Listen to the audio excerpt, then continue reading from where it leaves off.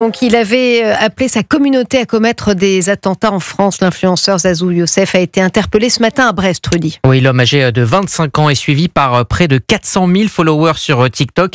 Le soir de la Saint-Sylvestre, ce ressortissant algérien sous OQTF depuis le mois d'avril avait clairement appelé à s'en prendre aux opposants du régime algérien en France. Tirer sur eux, il faut faire parler la poudre, avait-il déclaré dans des vidéos. Il a été interpellé pour incitation à la haine et apologie du terrorisme.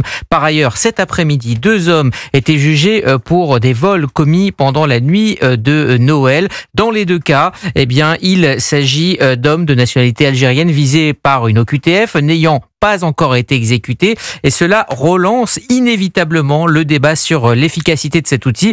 Il faut dire, Yoann Madec, que l'exécution des OQTF est un exercice plutôt complexe.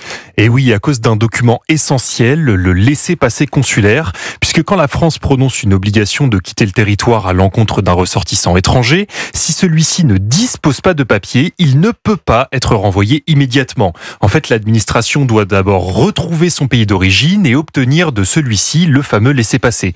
Un processus trop contraignant, selon Fernand Gontier, ancien directeur central de la police aux frontières. La France a la charge de la preuve alors qu'elle n'a pas forcément les moyens d'identification et que pour beaucoup, ça repose d'une part sur la bonne volonté de l'étranger lui-même et du pays qui est sollicité.